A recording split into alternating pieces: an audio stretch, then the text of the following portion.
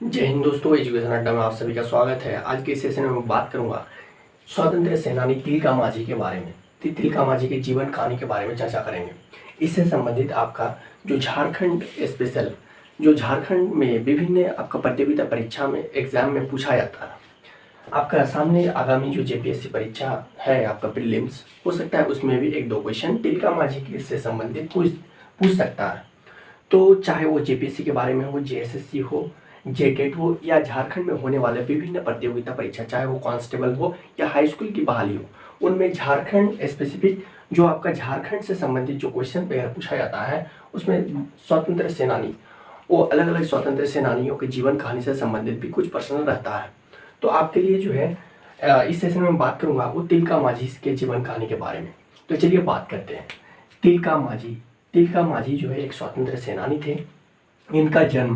इनका जन्म जो हुआ है वो आपका 11 फरवरी 1750 में, 11 फरवरी 1750 में इनका जो जन्म स्थान है वो आपका सुल्तानगंज।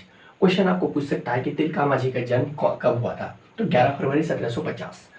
तिलका मांझी का जन्म कहाँ हुआ था, तो सुल्तानगंज में हुआ था। सुल्तानगंज जो है ये आपका बिहार के भागलपुर डिस्ट्रिक्ट के अंतर्गत आता है। भागलपुर है ना। संबंध इनका जो तिलका मांझी का संबंध था वो आपका संथाल जनजाति से था। संथाल जनजाति से इनका तिलका मांझी का संबंध था। ये जो प्रसिद्ध है, ये आपका एक योग्य वक्ता एवं कुशल तीरंदाज थे। तीरंदाज के मामले में बहुत ही ज़्यादा परिचित थे। और ये प्रसिद्ध योग्य वक्ता, कहने का मतलब कि जो आपका संथाल जो जनजाति है, इनके मुद्दे को लेकर ये हमेशा एक्टिव रहते थे। आगे कह रहा है कि ये जो है यानी 1767 का बात है। ये जब 17 साल के हुए, इनका जन्म 1750, बात है 1767 की। इन्हें उस वक्त इनका उम्र जो है 17 साल हो चुका था। तो उस वक्त जो है अंग्रेजों के चंगुल में हम लोग फंसे हुए थे। अंग्रेजों के द्वारा है ना, जो है आपका जबरदस्ती जो है हमारे ऊपर शासन थोपाया जाता था। उनके द्वारा हमारे यहाँ के जो छोटे मजदूर एवं किसान हैं, इनको जबरदस्ती इनसे जो है खेती करवाया जाता था, है ना। तो कहीं ना कहीं हमारे ऊपर इस प्रकार के जो ये हो रहा था, जो क्रूर शासन व्यवस्था था अंग्रेजों का, तो इनके खिलाफ जो है तिलका मांझी ने सोचा कि क्यों ना हम संगठित हो जाए, एक जगह हो जाए और इन कुशासन व्यवस्था के खिलाफ एक विद्रोह किया जाए, है ना। तो 17 साल की उम्र में तिलका मांझी को लग गया कि अब हमें जो है इनके गुलामी करने से नहीं होगा, हमें संगठित होना होगा, हमें एक जगह आना पड़ेगा, एक मंच पे आना पड़ेगा और सब मिलके इन कुशासन व्यवस्था के खिलाफ एक लड़ाई लड़ना पड़ेगा, है ना। तो आपका उस वक्त 17 साल की उम्र में तिलका मांझी जो है क्या है, अंग्रेजों के खिलाफ लड़ने के लिए तैयार हो गए। और ये क्या किए, फूट डालो राज करो का एक नारा दिया। इनका प्रसिद्ध नारा है फूट डालो राज करो का एक नारा दिया इसने। और ये लगभग आपका कई एक 9 महीना के दौरान एवं आपका 40 पहाड़ों के जो आदिवासी जो संथाल समाज है, इनको एकत्रित करना शुरू कर दिया। एवं ये जो है जो झारखंड के अंदर आने वाले जो आपका दुमका प्रमंडल है, यानी आपका संथाल परगना, ये आपका भागलपुर से सटा हुआ है। उस वक्त तो बिहार में ही था, लेकिन आज जो है ये परगना जो है संथाल परगना, ये झारखंड के अंदर आता है। तो इस संथाल परगना के अंदर गांव गांव जाकर, घर घर जाकर लोगों को समझाना बुझाना प्रयास किया कि इस तरह से हम अंग्रेजों की गुलामी अब नहीं कर सकते, हमें इकट्ठा होने की जरूरत है। 17 साल की उम्र में इन्होंने एक बिगुल छोड़ा और सभी लोगों को, संथाल समाज को इकट्ठा करना शुरू कर दिया। और बात आता है 1771 ईस्वी में। 1771 में विद्रोह की शुरुआत इसने क्या किया कि 1771 में विद्रोह करने की अनाउंस कर दिया, घोषणा कर दिया। और 1771 में इन्होंने विद्रोह की शुरुआत किया। और वो जो जगह था वो भागलपुर के एक बंजरी जोर एक स्थान है। भागलपुर जिला के अंदर बंजरी जोर एक स्थान है। वहाँ से संथाल समाज के साथ, यानी जो संथाल जो जनजाति थे, उनको सभी को इकट्ठा करके भागलपुर के बंजरी जोर जो स्थान है, वहाँ से अंग्रेजों के खिलाफ 1771 में बिगुल फूंक दिया। बोले तो आपका जो अंग्रेजों के खिलाफ जो लड़ाई लड़ना था वो आपका 1771 में शुरू कर दिया भागलपुर के बंजरी जोर से।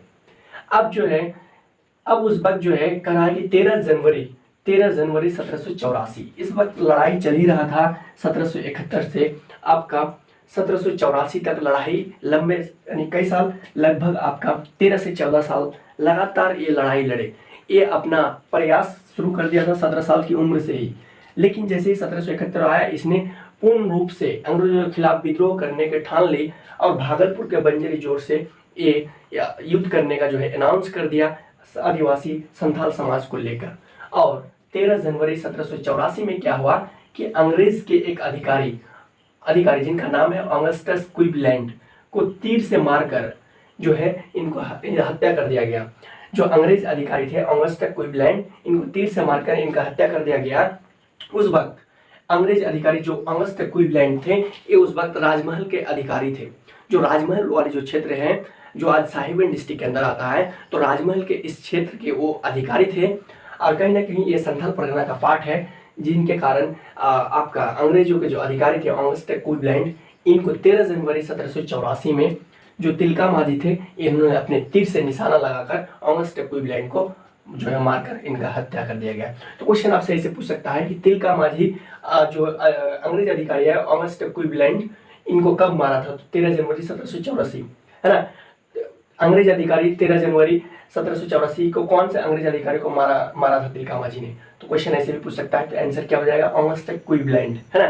क्वेश्चन ऐसे भी रह सकता है कि 13 जनवरी 1784 अंग्रेज अधिकारी जो ऑगस्टस क्लीवलैंड को मारा है, वो किस क्षेत्र का अधिकारी थे? तो राजमहल, है ना। आगे बात आता है कि जब ये 13 जनवरी 1784 को अंग्रेज अधिकारी ऑगस्टस क्लीवलैंड को तिलका माझी ने अपने तीर से मारकर हत्या कर दिया, तो अंग्रेजों के जो सेना थे, जो अंग्रेजों के फौज थे, उनमें जो है उनका पूरा गुस्सा फूट डाला और जो है वो पूरा गुस्साए हुए थे और उसे लगा कि अपने अधिकारी को मार दिया, अब हम तिलका माझी को नहीं छोड़ेंगे। तो पूरे जो है अंग्रेजों सेना जो भी थे वो इकट्ठा होके पूरा घात लगाए। आपका 1785 में अंग्रेजों के द्वारा तिलका माझी को फांसी दी गई थी। यानी आपका अब क्या किया, जब अंग्रेजों का अधिकारी ऑगस्टस क्लीवलैंड को मार दिया गया, तो उनके जो सेना थे, ये किसी तरह तिलका माझी को पकड़कर 1785 में जो है उनको फांसी पर चढ़ा दिया गया। और तिलका माझी एक ऐसे स्वतंत्र सेनानी थे जिसे अंग्रेजों ने पहले क्या किया, पहला ऐसा स्वतंत्र सेनानी है तिलका माझी जिसे फांसी पर चढ़ाया था।